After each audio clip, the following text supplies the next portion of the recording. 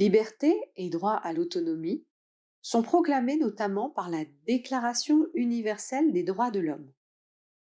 Et la Cour européenne des droits de l'homme protège, sur le fondement du droit au respect de la vie privée, un principe d'autonomie personnelle selon lequel chacun peut mener sa vie comme il l'entend. Comme vous le savez sûrement, lors de la création de notre Code civil en 1804, la femme mariée avait le même statut juridique que celui donné aux enfants. La femme devait alors obéissance à son mari. L'émancipation financière des femmes en France n'interviendra finalement très tardivement qu'avec la loi du 13 juillet 1965. Hélas, nombreux sont encore les cas de femmes que nous accompagnons et qui, sous l'emprise d'un mouvement à caractère sectaire, ne peuvent choisir de manière libre et éclairée comment gagner, utiliser et placer leur argent. L'indépendance de ces femmes est alors totalement remise en cause. Il est, de manière inhérente à ces mouvements, naturel de constater que les leaders utilisent l'emprise qu'ils ont sur leurs victimes pour choisir ce qu'elles peuvent faire ou non. Ce sont les témoignages que nous vous proposons aujourd'hui. Pour l'illustrer, prenons le témoignage de Madame X, victime d'un mouvement dans lequel le leader s'autoproclamait professionnel de la psychanalyse et au sein duquel le mouvement se voulait orienter autour de la spiritualité.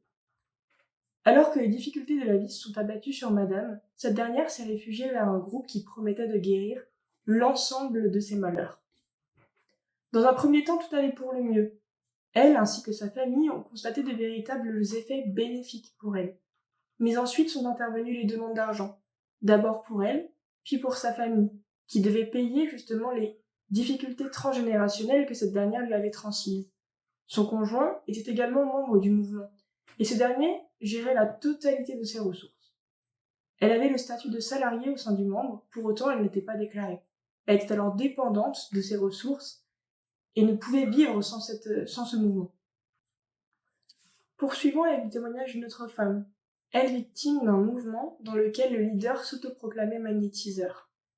Venant de perdre sa mère, elle s'est orientée vers lui pour traiter ses douleurs et troubles psychiques liés à cet événement tragique. Cet homme lui faisait payer des sommes onéreuses pour justement, par exemple, que l'âme de sa mère reste dans les lymphes roses. Près de 1 000 € par semaine étaient dépensés. Elle reconnaissait elle-même, consciente de la somme exorbitante, qu'elle ne pouvait s'arrêter, trop dépendante de ses séances. Elle devait par ailleurs, par exemple, payer près de 400 € pour traiter de futures potentielles maladies qu'elle pourrait avoir dans les 80 prochaines années. Comme vous le constatez, nous pouvons toutes être concernées. Alors restons toutes et tous mobilisés.